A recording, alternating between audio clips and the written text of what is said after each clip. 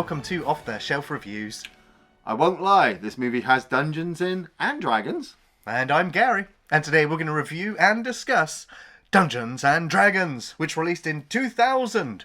Written by Topper Lillian and Carol Cartwright, and directed by Courtney Solomon. Ian, why don't you give us the synopsis? Well, the story follows Ridley Freeborn, played by Justin Whalin, and Snails, played by Marlon Wayans, a pair of rogue thieves in the land of Izmir.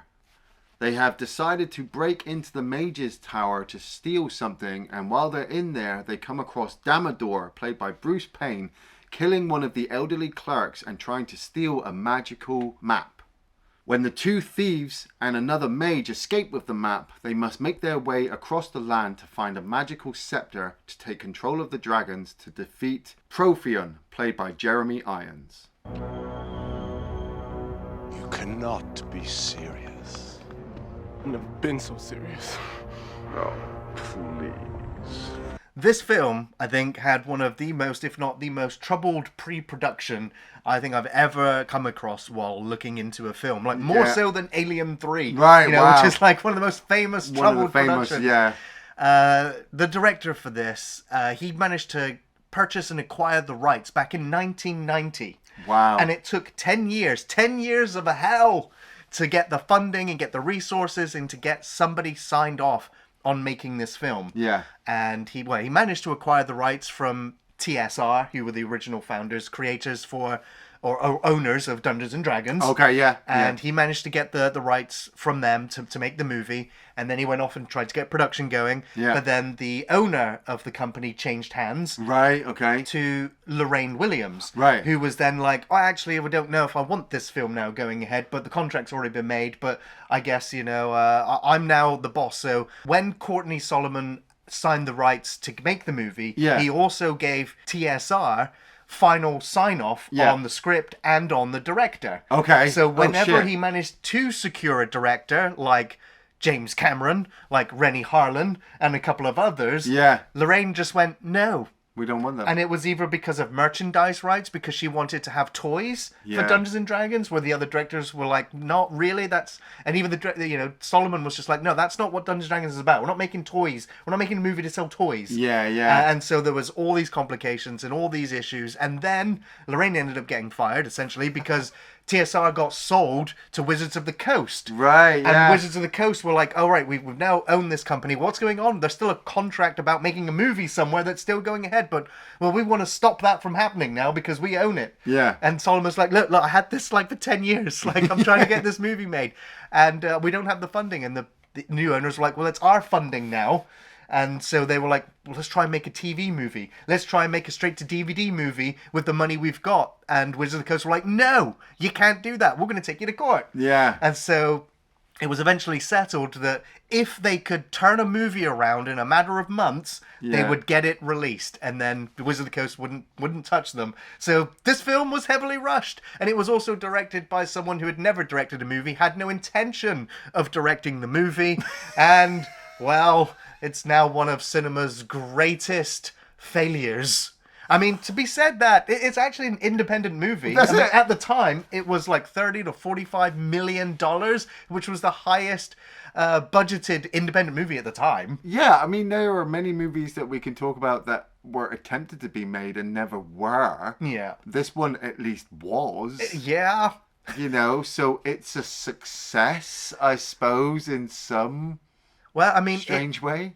It made, I think, like 33 million worldwide at the box office, so I don't think it made its money back, but I imagine on DVD sales with people sort of wanting to see this film out of some kind of curiosity. Yeah, I remember the trailer dropping and being like, no, I'm not interested in watching that, because it's not that I don't like Dungeons and Dragons, you know, I always wanted to, but I grew up in an era where computer games were predominantly more superior, more, you know. I played Dungeons and Dragons. Well, yeah, well, okay.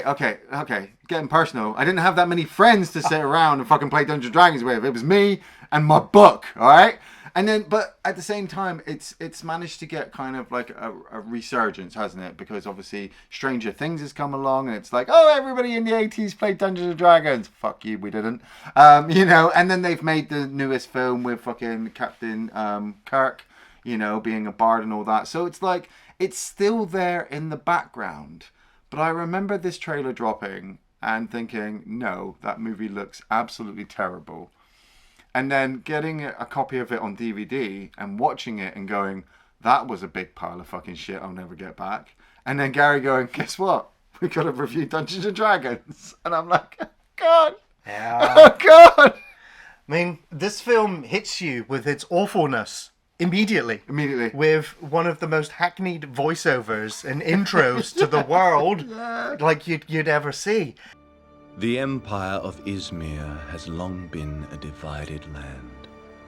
And then, like, the film goes, boom, here's your CGI. Everything. CGI world, CGI, everything as the camera swirls around this horrible computer-generated landscape. Hey, at least we go into a dungeon. Oh, right away, yeah. and we get introduced to a dragon. Oh, my God. And then Jeremy Irons releases the dragon. He's got his magic stick.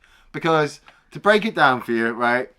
Please. In this world, you have the Empress, played by Thora Birch, playing Empress Sorvina, who is in control of this land. I think it's called Izmir. Yeah. I'm not entirely sure how big the land is, or if it's a continent, or if it's just tiny little patches. It's no place known in the D&D universe at the time. That's it. We don't actually get a massive, huge, wide shot until very towards the end of the movie. And then I'm like, I don't actually think we actually saw any of this land. No. But she's in charge of the land, and then you've got a second group of people who are in charge of this council. Jeremy Irons playing Profion, who's like the head mage, and you've got the magic users of this world, and then the non-magic users. So it's like a kind of fucking racial class system going on. The movie talks about it. It doesn't go into it, and when it attempts to integrate it into some of the script between the actors, the acting is so bad that you just don't fucking care. Jeremy Irons is wanting to get this magic staff off of the Empress because with her magic staff, she can control the dragons of the land. Don't worry, we will see the dragons at the end of the movie. So what impact these dragons have on the rest of the world, we don't know, because Tom Baker turns up at one point and says, well, they're part of the magic that we have. So if you kill all the dragons, we won't have any magic. Because that's how magic works in Dungeons and Dragons? No. No? Okay, right. No. As long as we understand that. Right. And so Jeremy Irons he's using this magical spell to create this replica scepter thing, which he thinks he's now able to control the dragon with, but the power drains out of it, and then the dragon goes apeshit and kills a bunch of his hooded cultists, and then he drops the door on the dragon, and then the dragon dies, and it CGI bleeds into the water, which sets the whole river on fire. Yeah. The special effects are so bad, and I know that we've really hated on special effects in the past. Yeah. But like, when you look back at Venom, at least that guy was trying with what he had. These guys actually had money and people working on it, and somebody looked at the CGI effects of the castle and the fire and went, yeah, that's okay. Put it out. Yeah. Well, I mean, I think they intended to have like double, if not triple, the budget they had for this film. And also, I remember reading that the script that this film is shot with is the original script, where the script underwent several rewrites and characterizations and changes to make it better. But either Wizards of the Coast or Lorraine were just like, no, that's the script that we've signed off on. That's the one you shoot. So they were kind of forced to shoot shit. That's it. I read somewhere that they were just annoyed because they were trying to expand this universe instead of just focusing on kind of like the basics. But they don't even get the basics. Like, there's no really identifiable characters from D&D from the book. I mean, there's a beholder later on. Oh, and we've got some orcs at the bar. I think Damadir's got a mind flare inside his head that we never see. Like, why didn't you take the cartoon series of the kids getting lost on a ride and going into a magical world? Probably legal reasons. It would have worked. It would have so much worked better than this, because we've got fucking Justin Whalin playing Ridley Freeborn. What a fucking name. And he's a rogue thief-like guy who is X amount of years old and he survived for so long in this magical land, blah, blah. Justin Whalin, no offense, but he did Child's Play 3. That's it. When he's your lead, God, man, that's your lead. I mean, we've got Marlon Wayans as his sidekick. Oh, man. Like, this is got to be one of, if not the most annoying character, right up there next to Jar Jar Binks. Right next to Jar Jar. I was going to say, yeah. It's just the annoying comedy sidekick. Yeah. But he talks like a real person from the real world, from the modern times. Yeah. Teleported back into a fantasy world where he just plays himself. I'm like, who creatively thought that is what Dungeons and Dragons needed? And I'm like, oh well, you look back at like the last Conan the Destroyer movie, and you're just like, oh well, we can't do that. We need to modernize it and make it fresh for new audiences, and insert Marlon Wayans. Yeah, because he was doing well with comedies at the moment, and I'm sure people found him funny. Well, I read as well he was recording Requiem for a Dream at the exact same time, and he was fantastic in that. Yes, like really showed some good range, a real grounded character, and I'm like, Jesus, it's such a contrast. That's it. You can see like sometimes when it comes to filmmaking, like the director has a lot of control and they can make the characters actually express themselves and work, and they actually do what actors are supposed to do. Then you look at something like Dungeons and Dragons where the actors are just expected to read lines off a piece of paper, cut, print, move on to the next scene. And that's what we're getting with these two leads. Yeah. Because... Well, they decide now, because the river's on fire, they're like, oh, this will make a great distraction to go and steal or break into the Mages Guild. Yeah. And see what trouble we can get into and see what loot we can find. Yeah, because we don't like the mages because of the class system. And so, there's lots of wealth in there. There's lots of trinkets. We get the funny scene where he's like, oh, what does this button do? And, oh my God, there's an illusionary dragon. And, insert Marlon screaming again. And again. And again. Until he dies. Spoilers. Yeah, spoilers. We have Zoe McClellan playing Marina, who is another mage, and she's in the tower working with this elder mage, and he's got this magic map which is supposed to show us where this magical red scepter is supposed to be, so that if the Empress gets the scepter, she can control both gold and red dragons. And if Prothean gets the scepter, then he gets to use the red dragons to fight the gold dragons, and there'll be a giant war, and all the dragons will die, and the magic will be dissipated. Blah blah blah. I'm making it sound exciting.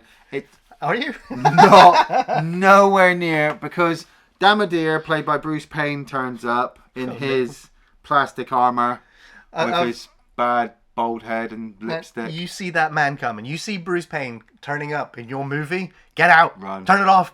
Quick. I mean, you're going to have a bad time. Yeah, no offense, mate. We want to say you're a good actor, but we watched you in Howling 5. You weren't very good, and you're not very good in this. Like, you're going up against Jeremy Irons, which you can totally see the difference between acting quality when it's Damadir versus fucking Prothean. Well, I mean, I don't know. Like Jeremy Irons should be embarrassed. Like, this film is career suicide for anyone involved in it. He is embarrassed. He's hamming up his scenes so badly, and they are still doing better than Bruce Payne's entire silent acting quality. Well, it's because Bruce Payne looks like he's taking the most violent dump of his life in every scene. That's probably why his lips are that colour. Yeah, why is his lips that colour? I don't know. What is it? Like, I was trying to work out, like, was he the bodyguard for the mages, or was he some general who just happened to side with the mages? The film doesn't go into anything about his character. There's even a turning point later on where he's had this thing put in his head. The terrible tentacles come out and are chewing on people's brains, or I don't know what the fuck they do. He's chewing up memories, like they're physical items. They're physical items that do no damage to the person anyway. It doesn't kill them. But he even says to Marina at one point, I don't want to harm the Empress. That's all Prothean. And I'm like, so you're a good guy turned bad? Or a bad guy who wants to turn good? It was so fucking bad. Like, all the acting in this is so fucking bad. It is. And so they end up capturing Damador, killing one of these other mages, and then she ends up fleeing with the map that was magically thrown to her, and she ends up fleeing with Ridley and Snails. And they end up going through portals through the town until they manage to bump into a dwarf.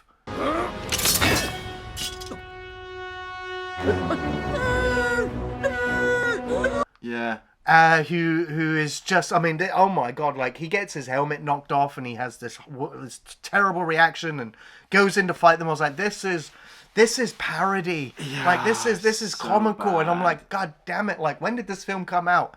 Oh, it was literally a whole year before Lord of the Rings, and it's like, thank God, Peter Jackson, because you've saved this entire genre from devolving into more of this. Yeah. And it is the worst. It is dreck. And that's the thing as well. Lee Arenberg saved his fucking career because he plays the dwarf in this, and he's not even a dwarf. He's just small. Yeah. You know, and he would go on to play one of the main characters in the Pirates of the Caribbean movies. But the dwarf in this is fucking bad, and he might as well just not be in there, because in the later sequences, especially when you get like Norder, the Elven Ranger, turn up, like she's useless. They are all useless. All All of useless. them. They are all comedy sidekick characters. Yeah. And not only that, but he also breaks the fourth wall at one point when they're all gathered around and they walk off, and he looks directly at the camera and goes, "Oh, it's a terrible way to do business. Terrible." That's a terrible way to do business.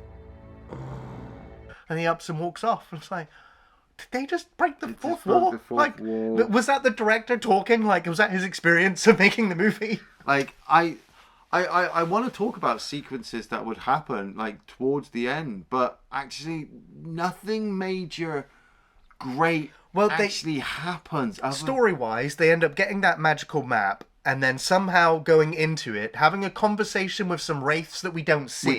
Yeah. Then they come Then out. they come back then out. they point fingers, and they decide Yeah. that they need to go and get this dragon's eye Oh, in yeah, order so that they can from the open the Thieves thing Guild. to get the scepter, which they need to control the red dragon. So Yeah. they need to go to the Thieves Guild to confront Silas, who is the keeper of the maze, and it turns out it's Richard O'Brien. Yay! I was like, oh, that's kind of cool. It's Riff Raff from Rocky Horror Picture Show, and it's also Richard O'Brien. Yeah.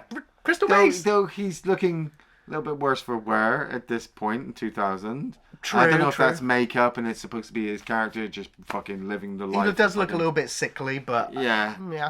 And he still brings that camp, that energy, which is absolutely appropriate for everything that's come before in this movie. Well, so he fits right in there. I read as well that the director let some people ad-lib their lines. So with Marlon Wayans, when he wanted to ad-lib, he had to read some of his script properly and then ad-lib his own to see if they would work. And so the same thing is with Richard O'Brien. And so there's a part where he slaps Marina's ass. Yeah. And I'm like, I wonder if she signed off on that or if he just did it. Right. You know?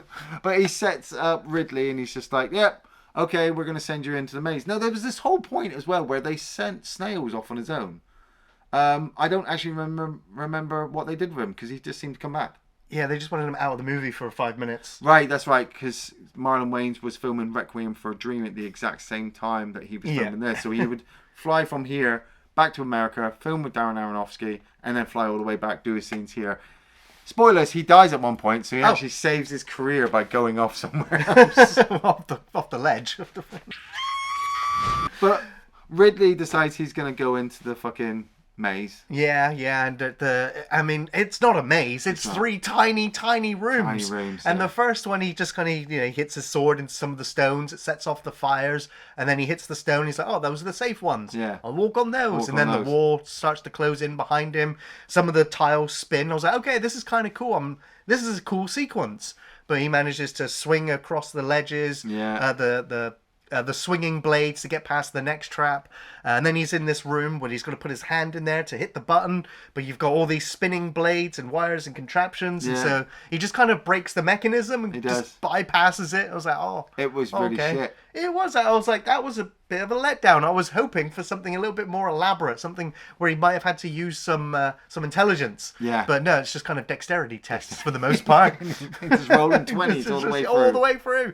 And then even when he gets it, Richard O'Brien's like, "Yeah, I want that back. Actually, I'm a thief. You think I'm fucking Yeah. really?" I couldn't get it myself. I was waiting for somebody to get it. But then Dumbledore fucking turns up, and that causes a fight scene. Fight scene, Oh yeah. my god, it's terrible. It is so It's terrible. really bad, yeah. And they manage to escape. Yeah. But at the same time, like, Marlon Wayans, we need to get rid of him out of the movie.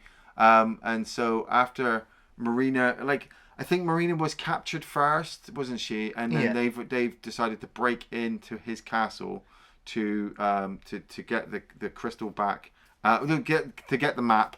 And to rescue Marina because they need to find the place where the scepter's going to be. I do want to bring up, there is one really good effect here. Oh, right, okay. And that is when Snails is in the room, he's looking for the treasure, and he goes to walk out, and he steps onto this rug. Oh, yeah. Which turns into, like, quicksand. Quicksand, yeah. And I was like, that rug looked really well done. And when he's sinking into it and all the patterns dissolving away, yeah. I was like, that was a really cool, very simple effect. The only unfortunate thing is that they linger on it too long and the effect starts to dissolve and it looks... Well, it's Quaker Oats. Yeah, exactly. I read it with porridge oats. You can see that after the paint sort of sinks away. I was like, oh, no. Yeah, he sinks in the ground and then Damodar comes along and goes, hey, how did you get in my fucking room and get so close to my shit?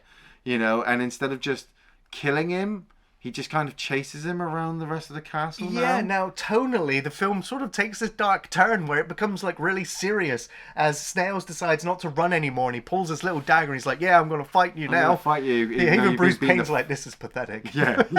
Are you really fucking going to do this? I was like, this is not as pathetic as this set. Like, actually, this is not a set now. This is a real location. It's terrible because Ridley had to fight some guard and he was having so much trouble just fighting this guard that Snails ends up having to fight Damodar and fucking get offed.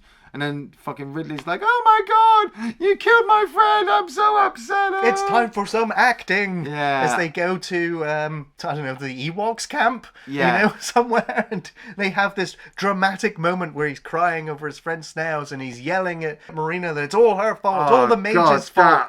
And she's like, no, you don't understand. Snails died for everyone because we're fighting against the oppression of Prothean who wants to rule with the mages and the princess, she wants to bring everyone to an even level, and that's what Snails died for. And I'm like, oh my god, they're kissing now. Yeah, do you know what sometimes what's worse? Like a bad movie, I can fucking stand a bad movie sometimes with bad acting and bad camera angles and bad fucking... It can be fun. It can be fun, yeah, it can be fun. Fucking, you know, Curse of the Queerwolf proved that out of anything.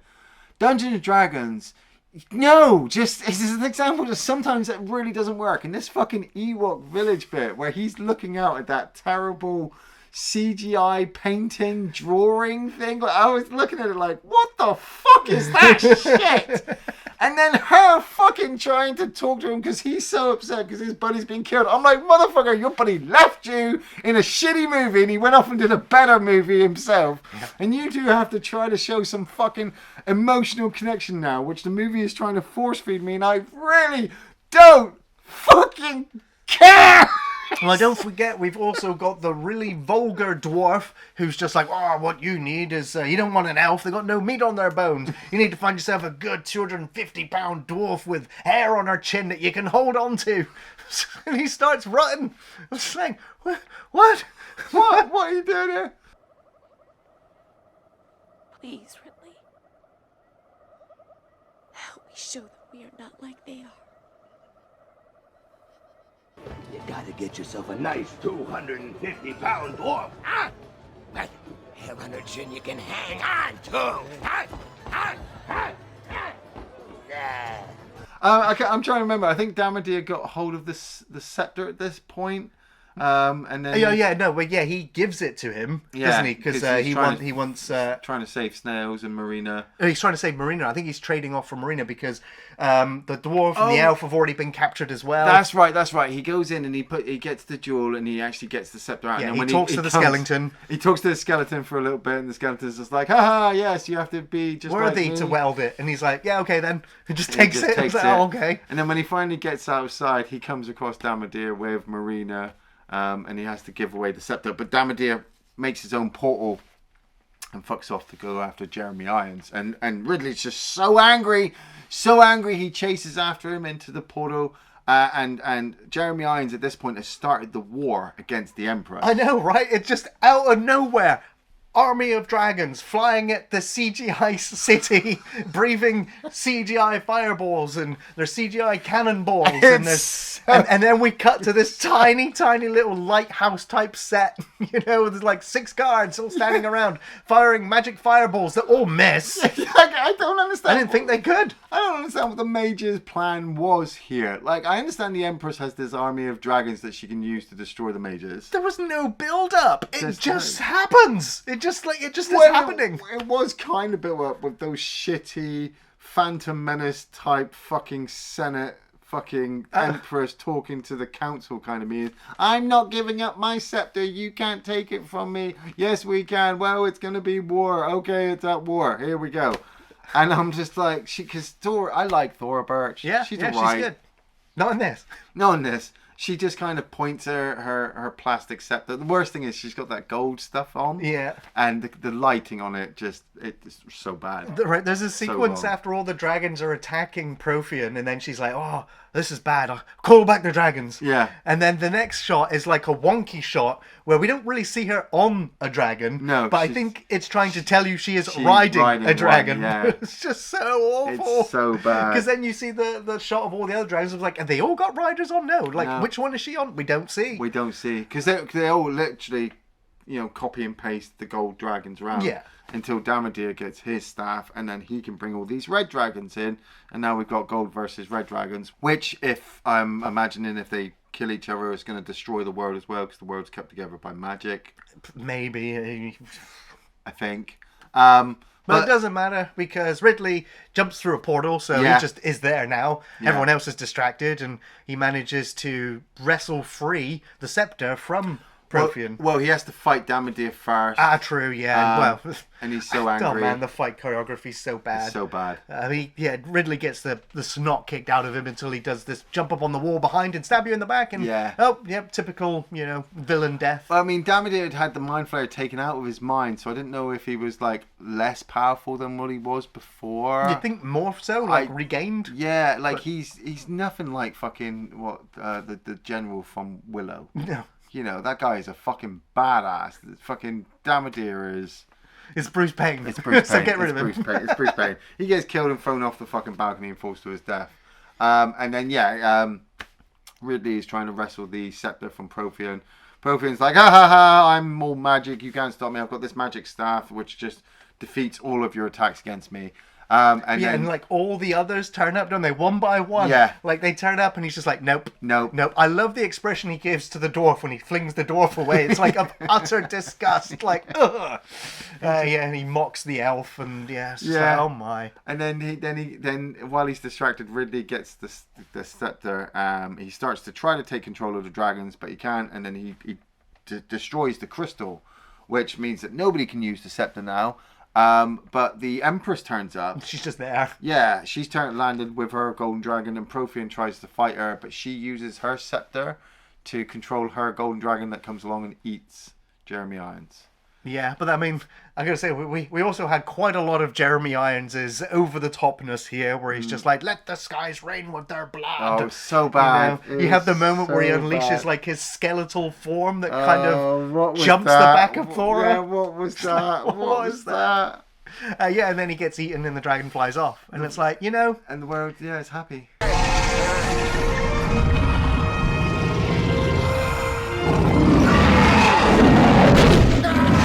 What did our heroes accomplish in this adventure? Distraction. Sleight of hand. Like, they got the crystal. They just got in the way. And like, he went on this grand adventure to get this scepter, which he gave to the big villain, which the villain used to summon an army of dragons, which he used to kill tons of people, destroyed the city, and then Ridley destroyed the amulet, and then he got killed anyway. So I was like, if Ridley had done nothing this entire film, there would have been no red dragons. The gold dragons would have just turned up and defeated the rebellion, and it would have just been all over. I was like, so our heroes did nothing. They accomplished nothing. Yeah. And all of the characters, the party, they all did nothing except for Ridley, because when they were about to go and face Prothean, they get this portal and like only Ridley's allowed in for no reason, and the whole party's just got to stand there. They do nothing. They get introduced and they do nothing. I'm like, Dungeons and Dragons is about a party adventure, not bloody, Han Solo look-alike. I mean, actually, I was looking at this. I was like, The Mummy came out a year before this. And I was like, oh my God, they are selling you as the new Rick O'Connell. Yeah. The same haircut, the same sort of dungeon exploring. I was like, but you're not. Like, Oh God! Do you know what makes this film worse? And I knew this was coming. The whole time I was waiting to watch this fucking film for the review, I knew this fucking ending was coming. And I've always fucking hated this ending. I've hated this movie. I fucking hate this ending even more.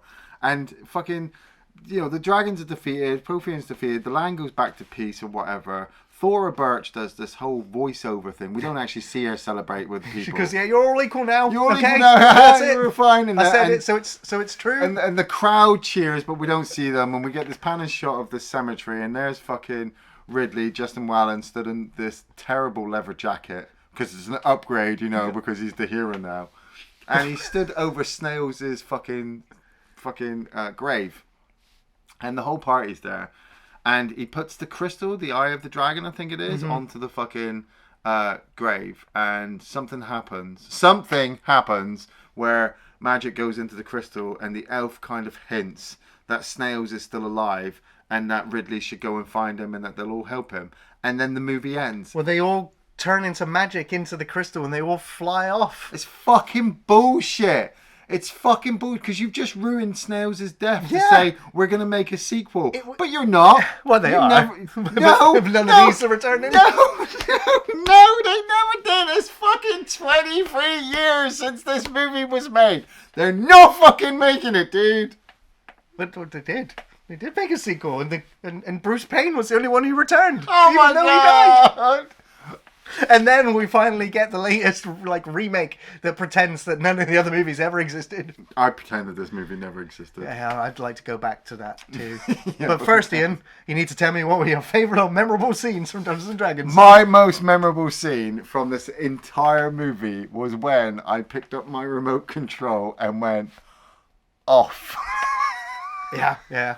That's mine too. That's yours too, is it? Oh, great. And we both had the same favourite scene. But I should probably pad this out a little bit. Should we? Yeah, a little bit. I don't want to go on this too long either. Yeah, I always imagined, from playing Dungeons and Dragons, what the Beholder would look like on screen. And now I wish I'd never seen it. No, Big Trouble in Little China always did it better. Yeah, hell yeah. So much better. So even though I kind of wanted to see it, now it cannot be unseen. Yeah, it cannot be unseen. I always love janky talking skeletons in movies, and I was like, oh man, if only they had Stan Winston in here, but it looks like a prop skeleton. It doesn't. It's so badly lit. It's held up with string. It's just comical the way that it kind of splutters to life and delivers this warning and this message about being worthy of wielding it, and he just takes it and buggers off. Oh no. Oh man. We talked about the oatmeal filled carpet thing, the quicksand trap. I was like, yeah, that was a cool effect. I also do think that a lot of the costumes in the film look really impressive. They all look appropriate. Every character is wearing something, I think, that feels... From a distance, yeah. Squint your eyes and you'll think you're watching Lord of the Rings. It's like the elves. Every now and again I was looking at the elf and I'm like, she could almost be Vulcan. Almost, yeah. Man, what was with that chest plate? It was so distracting. It was so plastic, wasn't it? I swear, if you look, you can see Made in China written on the side. Well, there's a sequence where the guard ends up helping Snails out of the thing, and you can see that they've written an R in his knee pad, so he makes sure he gets it on the right leg. Yeah. So maybe the costumes weren't all that great, but they were a highlight. I'd also say some, one or two of the matte paintings or CGI backgrounds of the buildings or the trees or whatever looked okay. But then as soon as we saw actors moving in front of it, I was like, oh, I gotta get it off. Yeah. You held on it too long. Richard O'Brien, he is the Lord of the Maze. He's a fabulous actor when he's in a role that suits him. Yeah. This role suits him. The movie doesn't. He was better. He was better in Flash Gordon. Yeah. The dwarf turning to the camera and saying that's bad business. It's not good, but you're gonna remember it. It might even be the highlight of the movie for you. Oh man. And then of course Jeremy Irons. All of his over-the-top deliveries, his facial expressions, the weird noises he makes. Ian. I think we all know the answer. No, I cannot recommend this fucking movie. It is so fucking bad on a level that I didn't even think I could get to. I've said this to Gary before we turned the camera on. If we'd watched this movie when we first started doing, the review show, I'd have fucking torn this movie apart. But the thing is, I've done that so many times, it's like I'm desensitized now, and I just don't have the energy to hate on something just for being bad. It's bad. It's got bad acting, it's got bad script writing, it's got bad effects, it's got bad editing, it's just got bad pacing, it's got bad everything. I'm sure the catering on set was bad one day. I bet you the fucking trailers they used to move stuff around were just bad trailers. I mean, you talk about Jeremy Irons and hamming up. Make sure to take some fucking pineapple with you if you want to watch this movie, just to get some mixture of ham and pineapple in there. It's so fucking bad. And I know that people can say, oh, Iain, there are movies that are actually so good they're bad. This movie is not good. Okay? It's nowhere near as good as anything. I want to say Marlon Wayans is alright, but I remember him being in G.I. Joe. That's bad as well. Bruce Payne, I can't tell you a good Bruce Payne role. And he's in this for a long time. Jeremy Irons almost ruined Die Hard with a Vengeance for me in this. But that movie's completely separate because it's got Bruce Willis in. This movie is bad. So bad. Gary? Oh, I'm also not recommending Dungeons and Dragons from 2000. Unless, you wish to torture yourself with one of the worst films of all time. It is nearly endlessly annoying from start to finish. Yeah. Or it starts to be, like, once your initial shock of just how bad this film is, and the slow realization that there is another hour and a half of this shocking CGI crap fest. It's so long. The performances are unbearable. The script and dialogue is tedious and tired, and over-the-top Jeremy Irons is just too much. It's painful to watch. It's absolute cringe. If you're a fan of D&D, stay the hell away. Like, this film will taint your whole experience. Well, that's even if you can recognize this mess as anything resembling Dungeons and Dragons, other than that there's some dragons and a maze and a dungeon. It's the most basic of efforts. It looks cheap, tacky, and soulless, and it just keeps getting worse as it plays out. The only thing that wasn't immediately horrible were the costumes. They were pretty good. And the story itself was okay, but it was just executed so poorly with the worst band of comedy sidekicks in the whole of cinema. The camera work was forgettable. There was no style, no flair. There was way too much film grain, poorly lit sets, awful looking locations. It's so laughable, and it's so painful to watch. So yeah, I think you might want to pass on this one. It's not fantasy. It's nearly parody, and it's all bad. Adventure will never be the same again. Thanks for watching Off the Shelf Reviews.